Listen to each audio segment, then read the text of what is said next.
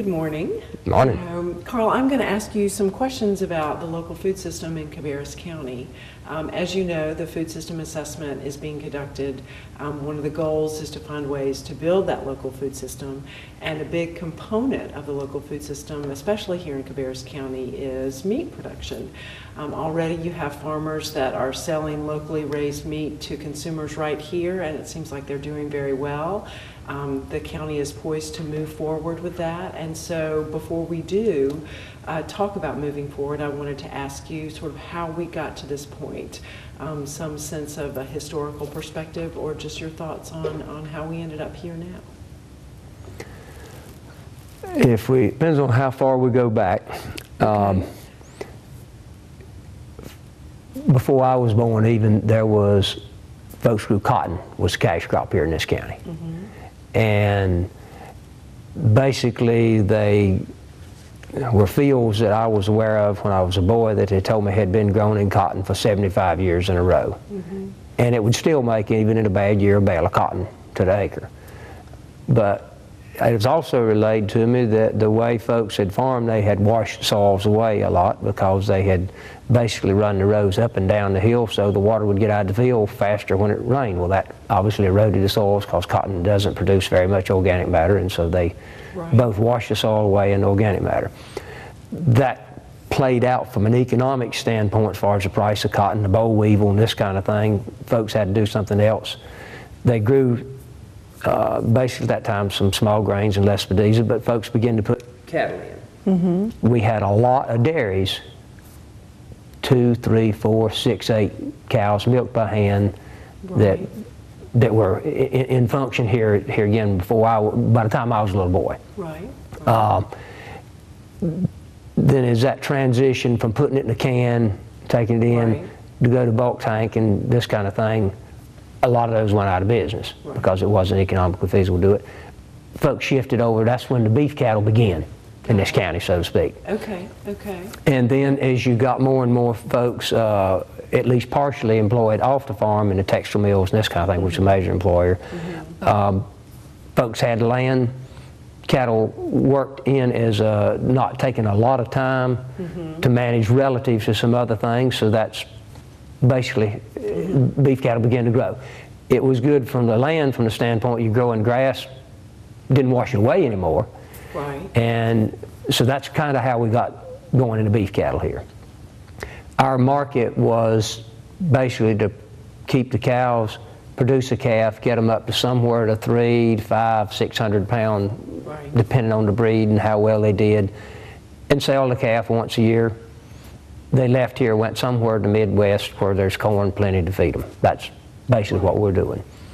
Then probably in the early 70s, the Cruz family, Max Cruz, built a plant there to process beef. He thought they would be, well, beef and pork. Thought there would be some demand for folks wanting their own beef processed, perhaps for the neighbors and this kind of thing.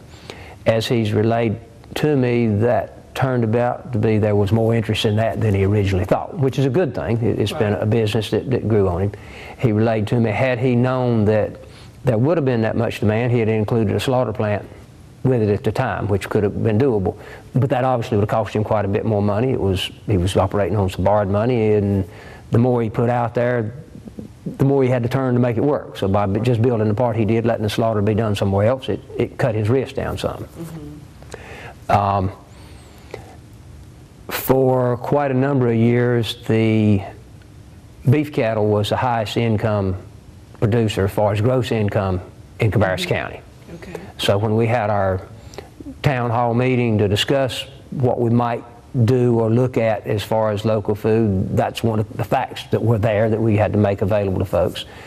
But here again, the bulk of the cattle were leaving here to be fed somewhere else, and then those cattle cut up and put in a box, sent back to supplier restaurants, just grocery stores, big box stores, and this kind of thing's how it's done. So that was when we came up with the idea, well, maybe we should have a slaughter plant here since there's nowhere close. Presently he has to go about an hour and 45 minutes one way to haul the cattle and haul them back. And there are more and more people interested in buying beef that's been here locally. Anytime we get into these E. coli scares and this kind of thing, the demand goes up from that. People would like to know it's where the animal came from, where it was produced, how it was produced, and how it was processed, so that that hamburger wasn't commingled with 40,000 other animals. So that's kind of led some folks to seek out where they could sell more. We've gotten from the standpoint where basically max was set up to either a half a beef or a quarter, to folks are actually getting it processed and selling it by the cut. In other words, you want a given kind of steak, a given kind of roast, a pack of hamburger, they'll partition it up and sell it that way. And they're going to farmers markets, to basically CSAs, community support agriculture, or even some, I guess you say, a la carte CSAs, where the people can actually order the specific cuts or package that they want, and then a variety of ways delivering them to pickup points and this kind of thing. There's been good community support, customer support for that, and the thing about it is, though, these people are having to hold these animals quite a way to get them processed as far as vacuum packed the way that the customer seems to want it. And there's obviously a cost to that. Just in time and in freight, they have to make 2 trips, one to take the animal, another to go back and get the finished product. And there's considerable cost in that, which obviously the customer's got to pay. If we can have things done here locally, that at least we'd cut out the transportation part of it, so that if the price is a little bit lower, perhaps having even more people wanting to buy. You know, make normally the way things work. So that's kind of where we are, how we got there, and how much that demand is, I don't know. I think it is growing, and when we have it available here locally, perhaps even more people decide that they would like to support, for whatever reason, in other words, local agriculture, or want to know where it's come from, want to have a connection with the person that produced the meat for them. So all those factors, I think, are positives from the standpoint of making this thing work. Right. So, well, when you look toward the future and where you would like to see this, I guess, movement or process toward what you've described, you know, in 5 years, what would you like to see in 5 years when you think about local meat production and consumption, sort of both ends of that? Well, we certainly have the capacity from the standpoint to grow grass here. We do grow some grain here in the county. Grain, of course, is a commodity, so therefore it will have to be fed to the cattle or hogs at the world price, so to speak. No, it's because the farmers that grow it here have an option to either feed that grain or sell it to somebody else who's feeding cattle, or put it on the market so it leaves here and goes to whoever's got the most money for it. We're a grain deficit area from that standpoint. We don't produce near all that's consumed here in North Carolina, therefore grain is shipped in, so that makes the price of grain here, whatever the price is in the grain growing areas in the Midwest, plus shipping. As energy costs go up, that adds a larger and larger differential to the price of the grain. So we have the potential to produce grass-fed. We have the potential to do grain-fed. We won't do it any cheaper than can be done in the Midwest from that standpoint, because there's more grain there than, well, that's assuming they don't, with government policy, decide to burn more and more of it. In ethanol, there's an excess there. So we would have definitely an advantage from the standpoint of grass or forage finished beef, in that we can grow the grass here. What we, I guess, have a challenge is, how do we get from those folks that produce it and can get it processed into the hands of the folks that want to buy it? You know, the distribution system. Folks are already working at that, as I mentioned, from going to farmers markets, going to participating in CSAs.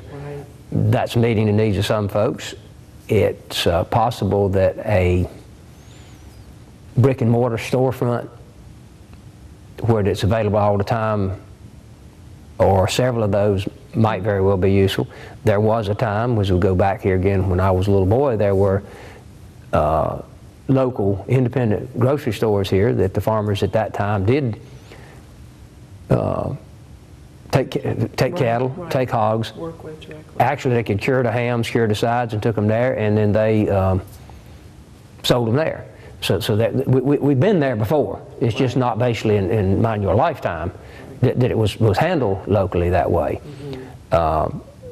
Now it would have to go through NCDA or USDA inspection, which a local plant can do that no problem, and then it can go wherever, however needs to go to these markets.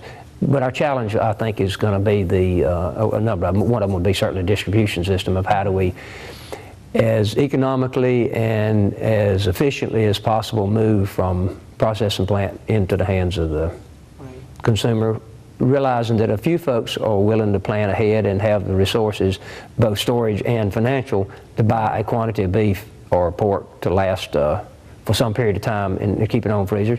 Other folks are basically shopping every week for what they want at the time. Well, then they need somewhere that's convenient to pick up what they want. Right. Yeah, if that could happen, that would be really great. Yeah. That would be really great. Okay, thanks.